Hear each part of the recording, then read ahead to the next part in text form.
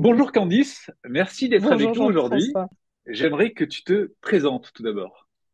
Oui, alors donc je suis Candice Medina Maro, je suis entre autres mille choses psychanalyste euh, dans un petit village de montagne des Hautes-Pyrénées et je suis également la créatrice du podcast Dessine-moi un divan que j'ai créé pour penser la psychanalyse autrement et parler de la psychanalyse telle que moi je la pratique et la conçois.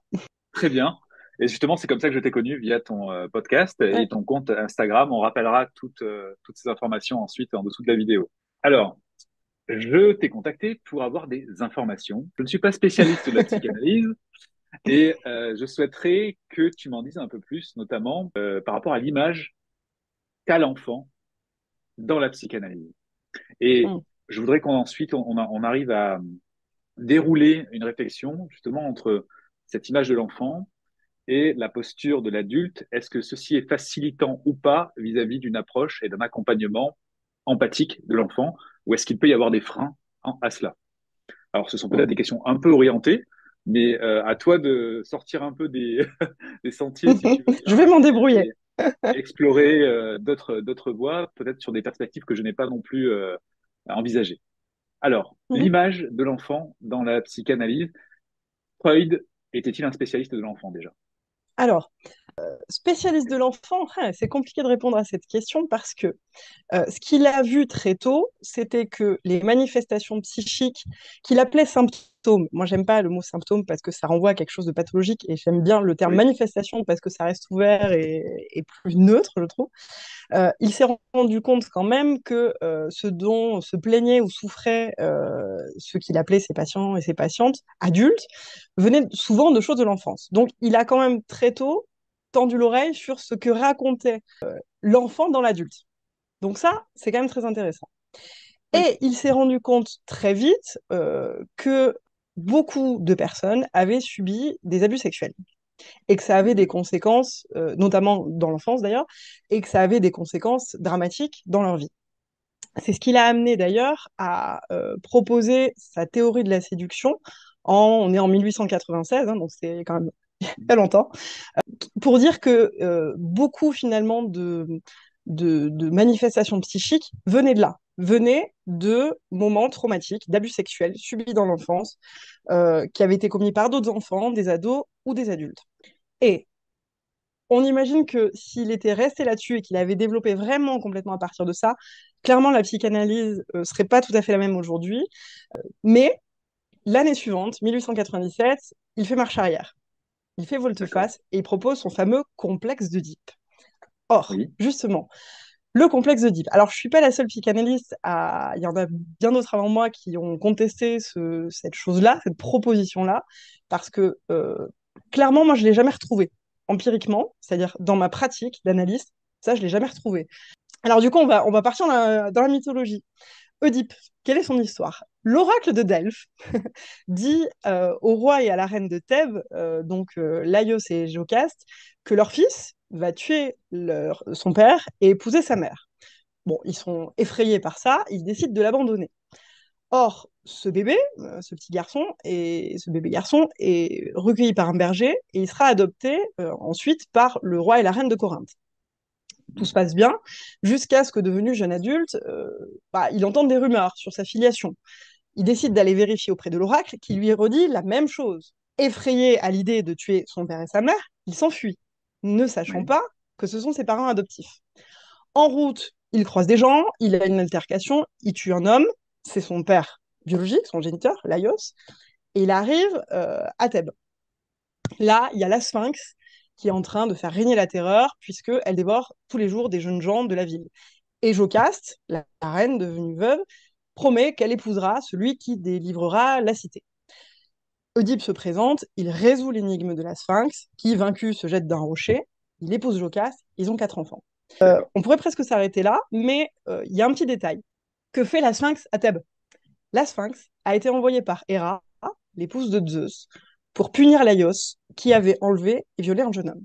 C'est pas D'accord. rien. Je le précise parce que justement, ce qu'a proposé Freud avec le complexe d'Oedipe, c'est grosso modo de dire qu'un enfant, notamment par exemple, il est parti de l'exemple des petits garçons, ont des sentiments amoureux, les petits garçons, envers leur mère et des sentiments de jalousie et de rivalité envers leur père.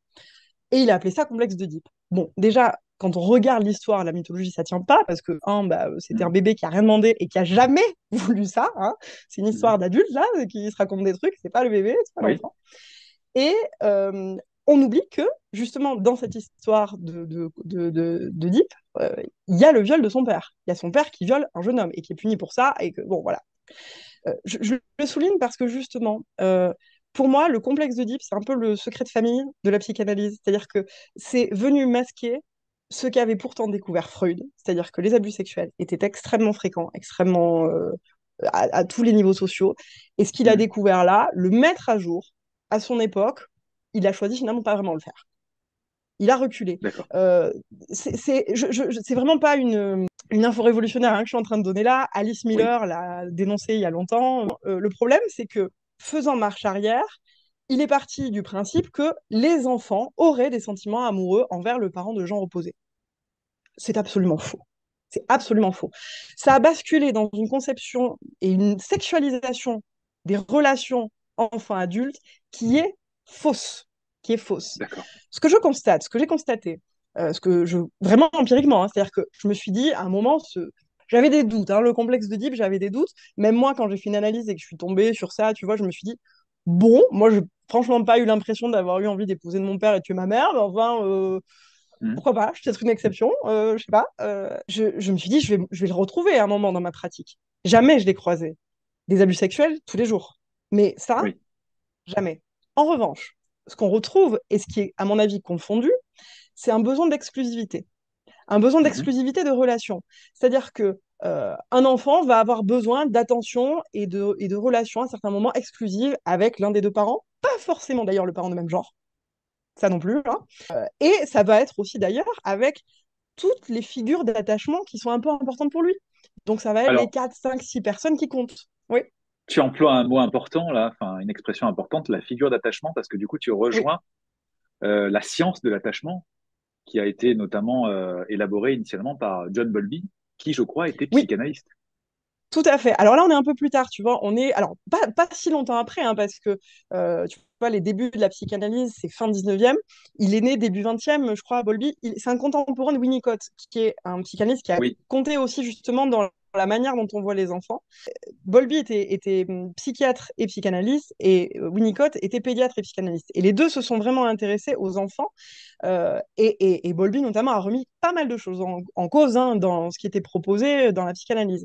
Et ce qu'il Mhm. a remarqué notamment, c'était que bah, pour la survie, on est des êtres de relation, hein. Donc, un enfant, un bébé isolé meurt. Il ne peut pas exister.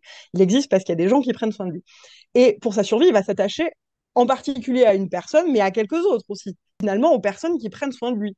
Ça peut Oui. être sa mère, ça peut être son père, ça peut être la personne qui est là et qui prend majoritairement soin de lui, plus Des les quelques autres qui grands-parents. comptent. Et il a même été Complètement, démontré que même les animaux de compagnie pouvaient être le réceptacle ça peut, de justement ces liens d'attachement tout également. à fait, ça peut, ça peut. Donc généralement, il y a quand même une figure d'attachement principale et va y avoir des figures d'attachement secondaires qui vont plus ou moins compter en fonction de l'investissement dans la relation avec les enfants. Et Tout à fait. ce besoin d'exclusivité, il va se retrouver avec toutes ces figures d'attachement. C'est-à-dire que, par exemple, tu vois, une petite fille, par exemple, qui aime beaucoup sa tante, le jour où sa tante tombe enceinte, par exemple, et a un bébé, va pas être très contente. Oui. C'est pas au bébé qu'elle en veut, c'est juste qu'elle a envie de garder sa tante pour elle, en fait. Mhm. Mais c'est pas des sentiments amoureux, Oui. hein, voilà. Je crois qu'on a vraiment confondu ça. Et que le problème, c'est que cette hypersexualisation et cette sexualisation tout court, en fait, des relations enfants-adultes, nuit profondément aux relations enfants-adultes et a des conséquences assez dramatiques. C'est comme ça qu'on se Oui. retrouve, si tu veux, avec des expressions du type ah, ben, ce petit garçon, ben oui, il est amoureux de sa maîtresse, comme tous les petits garçons. D'ailleurs, dirait-on ça d'une petite fille vis-à-vis de sa maîtresse? On voit aussi que du coup, c'est très hétéronormé. Ou dirait-on ça de ce petit garçon vis-à-vis d'un maître? Bon, mais Oui. un petit garçon qui aime beaucoup sa maîtresse parce qu'elle est gentille, parce qu'elle est sympa, parce que ça se passe bien, il aime beaucoup sa maîtresse. Il n'est pas amoureux de sa maîtresse, il n'a pas envie de coucher avec sa maîtresse. Ça faut arrêter avec ça. Comme une Oui. petite fille n'a pas envie d'épouser son père. Non, ça, Mhm. ce sont des paroles d'adultes. Ce ne sont pas des paroles d'enfants. Les enfants, spontanément, déjà la conception du mariage, qu'est-ce que c'est exactement? Bon, voilà, c'est un peu flou. Ce ne Tout à sont pas fait. les enfants qui, spontanément, vont aller dire, moi, je vais épouser maman ou je vais épouser papa. Vraiment Donc, pas. ça serait de l'adultomorphisme, en réalité, c'est-à-dire Ah, à poser. quelque part, oui. Quelque part, oui. Tu as raison d'employer ce mot, d'autant que finalement, ce qui a induit en erreur, je pense aussi, au-delà de, à mon avis, ce très gros faux pas qu'a fait Freud. Alors, je sais pas ce que j'aurais fait moi si j'avais été Oui. Freud vraiment, c'est-à-dire pas moi maintenant, hein, Freud à son époque, avec Mhm. son histoire, sa tête, son cadre de vie. Je sais pas ce que j'aurais fait, mais c'est un énorme faux pas. Vraiment, vraiment, Oui. vraiment. Son histoire, tu fais Oui, bien vas-y, d'en vas-y. parler parce que sa théorie, ou ses théories, il les a élaborées selon son propre vécu aussi. C'est pour aussi avoir une réponse personnelle à ce qu'il a vécu, malheureusement. Alors, ce qui est aussi formidable, c'est-à-dire que c'est ce qui l'a poussé, ça a été un moteur, c'est ce qui l'a poussé à s'interroger. C'est aussi voir que, par exemple, ses patientes, il a travaillé beaucoup avec des personnes qu'on appelait hystériques à l'époque, il voyait bien qu'il n'y avait pas de cause organique, qu'en fait, il n'y avait pas, c'était pas leur corps qui allait mal, qu'il y avait des choses qui s'exprimaient à travers leur corps, mais que c'était ailleurs Oui. que ça se passait. Donc, je pense que Mhm. ce questionnement, cette quête de sens et d'essayer de comprendre, ça a été un vrai moteur et ça lui a enfin, ça lui a fait créer la psychanalyse. Ça, c'est super. Après, clairement, il y a des propositions, je ne vais même pas appeler ça des théories, il y a des propositions qui sont non seulement fausses, et qui vraiment, empiriquement, je ne le constate pas. Il y a plein d'analyses avec lesquelles j'ai discuté qui ne le constatent pas non plus. Il y en a D'accord. qui s'y accrochent. Alors, ça pose la question de qu'est-ce qui fait qu'ils s'y accrochent. Bon, ça, je ne sais pas. Tout à Mais fait. vraiment, c'est quelque chose que je ne vois pas. Et un des problèmes, je pense aussi, tu vois, qui a prêté à confusion, c'est le vocabulaire qu'a employé Freud. Donc, il était médecin, il est parti sur un vocabulaire de médecin, de pathologie. Bon, ça, déjà, moi, ça me semble embêtant. Mais il a fait avec ce qu'il avait sous la main, pourquoi pas. C'est pas une raison pour aujourd'hui ne pas le remettre en cause. Par exemple, tu vois, 130 ans Oui. plus tard, on peut peut-être essayer de proposer autre chose. 130 ans plus tard, Euh, oui. Bah oui, voilà. On peut peut-être interroger les choses. Mhm. Et, euh, et il a proposé le terme de sexualité et de sexualité infantile pour parler finalement de la relation au corps et à la curiosité au corps que pouvaient avoir les enfants vis-à-vis de leur corps et du corps des autres. Sauf que quand on parle sexualité, quand on dit le mot sexualité, on pense tout de suite à la sexualité adulte. Et ça Bien aussi, ça sûr. prête à confusion. Donc, Oui. je crois qu'il faut qu'on a une vraie responsabilité en tant qu'adulte dans le choix des mots qu'on va employer. Et quand on dit d'une petite fille, elle a envie d'épouser son père, ou d'un petit garçon, il est amoureux de sa mère, faut voir la portée qu'on y met là. Ça, c'est embêtant, parce Alors, que quelle ce est ne la sont pas les portée, enfants. justement? Qu'est-ce qu'un Bah, parent qui se convainc que, par exemple, le complexe d'Oedipe est réel, qu'est-ce qui se passe dans sa tête et comment va-t-il considérer son enfant à venir même? Est-ce qu'il va être méfiant? Est-ce que, il va le considérer comme un rival à un certain bah, moment? ça Parce que peut. justement, c'est ce qui est décrit. Ça peut ou ça peut même, tu vois, moi j'avais eu l'exemple d'une jeune femme qui n'osait pas allaiter trop longtemps son enfant. Elle avait envie de continuer à allaiter son bébé, mais elle n'osait pas parce que tout le monde lui disait non mais c'est un petit garçon, il faut surtout pas que tu continues à l'allaiter. Là vous êtes dans une fusion, c'est oedipien, ça va pas. Mais tu vois ça va là. Alors que Waouh. bien à la base, bien sûr on est des êtres de culture, mais on est aussi des mammifères. Mhm. Donc chacun fait ce qu'il veut, biberon, allaitement, longtemps, pas longtemps, chacun fait ce qu'il veut et chacune fait ce qu'elle veut. Mais il n'empêche que on reste des mammifères, qu'il n'y a pas un danger en soi à allaiter les enfants. Or, Oui, c'était ça qu'on lui véhiculait à un moment où elle avait besoin de se sentir soutenue, de se sentir entourée. On lui faisait oui, peur. Elle allait être une mère qui allait être dans quelque chose qui était incestuel. Tu vois, oui, ça va loin. ça va Pareil très loin. pour le cododo. Oui. Donc, tu vois, ça donne cette idée qu'il y aurait une fusion qui serait déjà dès le départ un peu mortifère entre la mère et l'enfant, et notamment la mère et le petit garçon, et qu'il faudrait que le père vienne séparer ça là parce que c'est très dangereux et que donc il faut pas trop se coller, pas trop se toucher, pas trop se porter. Ça a des conséquences quand même assez majeures sur la manière dont on perçoit aujourd'hui les enfants et les relations parents-enfants. Il n'y a pas que ça, hein, Oui. il y a aussi la religion, il y a tout un tas de choses qui jouent là-dedans, mais Mhm. ça joue. Et dans l'inconscient collectif et dans ce qu'on se raconte sur qu'est-ce que c'est que d'être au contact d'un enfant, ça joue beaucoup, clairement. Oui. Surtout qu'on prête des intentions à l'enfant. C'est-à-dire que tout à l'heure, on va peut-être parler des pulsions agressives qu'on peut retrouver également dans la littérature psychanalytique. Là, on parle de pulsions sexuelles, quelque part, de l'enfant. Ça signifie qu'on est en train, comme tu le disais, de poser des pensées et des comportements d'adultes sur un enfant. Et forcément, l'adulte va donc considérer l'enfant comme non pas un être innocent qui est dénué de pensée, mais plutôt quelqu'un qui peut être manipulateur plutôt, et qui peut causer du tort à l'adulte. Donc ça peut générer, ça peut, de la violence ou en tout cas, comme on disait, de la méfiance déjà vis-à-vis de l'enfant. Bah, Or, l'enfant de a la besoin, méfiance, ça oui. c'est oui, et l'enfant a besoin surtout de liens affectifs pour se construire. Et est-ce que ceci ne parasite pas la pureté, disons, du lien affectif? C'est la question que je pose. Alors, je sais pas si les liens sont purs en soi. Enfin, ils sont complexes.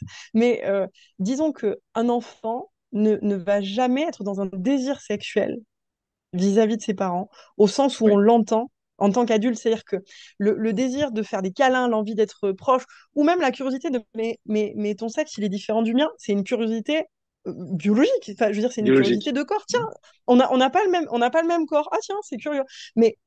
Ça n'est pas un désir sexuel, vraiment. Et le Oui, besoin, on est des êtres, encore une fois, j'insiste, on est des mammifères. On a besoin de contact. On est des êtres sociaux et de contact. Donc, euh, on a besoin de pouvoir se câliner, on a besoin de pouvoir se prendre dans les bras sans que ça soit un danger.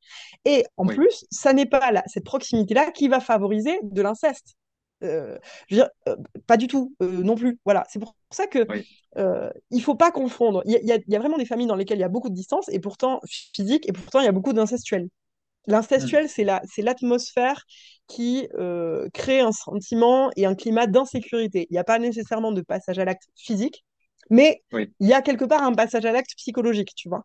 Et oui, oui. l'incestueux, c'est vraiment quand il y a des passages à l'acte, Mhm. voilà, il y a vraiment des abus sexuels physiques. Donc, Oui, ça fait craindre ça aux parents. Alors qu'en fait, en soi, les enfants sont en demande d'amour, de connexion, de tendresse, de câlin. C'est oui, juste tout à normal, fait. ça, en fait. C'est juste normal. Mais à partir Oui, du moment où on sexualise ça, nous, dans notre tête, en tant qu'adultes, et qu'on se dit, oulala, il y a quelque chose de dangereux, je vais peut-être, si je câline trop mon enfant, si je le porte trop, si je l'allais trop longtemps ou que sais-je, je vais peut-être créer quelque chose. Et déjà que lui, il va vouloir avoir envie de coucher avec moi ou de m'épouser, si en plus je favorise oui, ça, où est-ce qu'on va? Mais non, c'est oui. pas ça. Vraiment, vraiment, vraiment. Ça, je crois que plus on a, enfin, abandonner l'histoire du complexe d'Oedipe, ça ne pourra que rendre service à l'humanité. Oui, et puis surtout, ça baissera le niveau de stress général parce qu'on est déjà assez accaparé en tant que parent pour avoir en plus ce type de pensée par rapport aux intentions d'un enfant. J'ai une maman qui me contactait Non, ouais. récemment en me disant, j'ai un problème avec mon conjoint, il pense que mon enfant me veut qu'à lui. Et donc le conjoint était limite en colère de ça. Alors, Donc, ceci dit, ça c'est intéressant, tu vois ce que tu soulignes, parce que justement, c'est pour ça que là, on ne peut pas tout à fait faire de généralité. Encore une fois, ce que vraiment, ça c'est vrai, je le constate, ce besoin d'exclusivité, et qu'à certains moments de la journée, de la semaine, de leur vie, les enfants vont avoir besoin en particulier d'un parent. Et par exemple, un petit garçon, une petite fille va avoir envie de faire des trucs qu'avec sa mère et pas avec son père, par exemple. Tu vois? juste Mais une chose, je rajoute oui, juste une chose. La maman a évoqué le complexe d'Oedipe en fait dans sa question. ah oui, mais oui, Elle a dit est-ce qu'il s'agit du complexe d'Oedipe? Parce que sinon, effectivement, il n'y a pas de problème. L'enfant a sa figure d'attachement primaire, il a ses figures d'attachement secondaires, etc., etc. C'est tout à fait normal qu'il veuille passer du temps et qu'il ait besoin de c'est passer ça, du temps avec cette personne mais c'est avec qui ça. il a lié cette relation de confiance. Mais sauf que si on regarde, si on part du principe que ça existe et qu'on regarde à travers ce prisme, alors quelque part on voit ça. Si on part du Oui, principe que si on regarde en fait, ouais, mais cet enfant, est-ce qu'il fait ça avec d'autres personnes? Est-ce qu'il y a d'autres oui, moments où en fait c'est pas avec moi qu'il veut être, mais c'est avec sa grand-mère ou son grand-père ou son oncle, sa tante, sa maîtresse, son cousin, sa cousine, j'en sais rien. On se rend compte qu'en fait, ah mais ça tourne. oui, Ce besoin d'exclusivité, il circule. Il n'est pas juste tout à avec une fait. personne, même s'il peut être de manière prépondérante avec une personne. C'est ça, c'est Après, ça, et là, du coup, on n'est pas dans un truc de sexualisation, de machin, de ci, de là. exactement. Voilà. Mais ce qui fait aussi, moi j'ai entendu des parents qui s'inquiétaient parce que par exemple, c'était un petit garçon qui avait ce besoin d'exclusivité prépondérant avec son père. Et donc de se dire, Mhm. oh là là, mais qu'est-ce que ça va faire? Et Et oui, alors, qu'est-ce que ça va faire? Où est le problème? Où est le oui, oui, problème? Hein? bien sûr. et, et si on regarde, ça circule. C'est-à-dire que ce petit garçon, sa figure d'attachement principale, c'est son père. Et la figure d'attachement qui vient juste après, c'est sa mère. Puis il y a sa grand-mère, puis il y a son oncle, puis il y a son institut ou sa maîtresse. Bien Enfin, sûr. tu vois, ça circule. Et si on regarde le fait que ça circule, bah, tout de suite on se décontracte. On voit que, ah ouais, mais en fait, c'est pas juste la maman ou le papa, ou Oui, ça circule. Même si, encore une fois, il va y avoir ce besoin prépondérant chez quelqu'un. oui. Enfin, vis-à-vis, tu Donc, vois, de la figure d'attachement principale. donc on résume, le complexe d'Oedipe est faux, et on va Oui. plutôt regarder du côté d'un Alors, il y autre a des analystes qui ne psychanalyste, seront pas du coup. du tout d'accord avec ça, hein. Mais Oui, vraiment, Jamais je ne le constate. Et tu vois, pour en revenir à l'exemple dont tu parlais, c'est-à-dire que ce père qui se sent rejeté, moi, du coup, j'ai mon oreille de psy qui dit, ah tiens, de quoi ça parle? Est-ce qu'il se sent rejeté? Est-ce que c'est ce qui est difficile pour lui? C'est que tout d'un coup, il est plus non plus, tu vois, dans cette. Si c'est son premier enfant, par exemple, Oui, relation exclusive avec sa compagne, ce qui est pas simple, hein. oui, Bon, est-ce que ça parle de lui quand il était petit garçon? À bien sûr. quoi ça fait écho, toutes ces choses? Et c'est pour ça que c'est pas généralisable. Il y a, bien sûr, l'autre parent peut se Oui, sentir rejeté, mais l'enfant, en fait, je crois que déjà aussi, quand on le voit comme ça, l'enfant ne rejette pas le deuxième parent, il demande le premier. Enfin, il demande sa figure oui, d'attachement principale. Il n'est pas contre le deuxième, il veut le premier. tout à C'est fait. pas du tout la même chose. C'est un peu comme, tu vois, quand les enfants déchargent, c'est pas pour nous embêter, ils sont en train de décharger. Si tout de suite on Oui, se rend compte que, ah, mais là, il ou elle est en train de décharger, c'est pas, il n'est pas juste en train d'être pénible envers moi, ou elle n'est pas juste en train de vouloir me rendre cher. On le prend complètement différemment. oui, bien sûr. C'est pour ça que, comme tu le disais, donc s'enlever déjà ses croyances au niveau de la sexualisation Ça permet d'y change voir tout. plus clair et de se poser les bons pourquoi. Pourquoi ce Tout à fait. comportement? Pourquoi je réagis comme ça moi-même? Et Oui, de ne pas poser justement ce schéma et cette grille qui finalement a été débunkée par notamment la théorie puis la science de l'attachement, puisque maintenant c'est une science. et même par Alice Miller, tu vois, avant. Alors, bon, tu Oui, me diras, Bowlby, c'était avant Alice Miller, mais elle pareil, hein, elle a dit, mais ça, non, ça oui. n'existe pas, ce truc-là.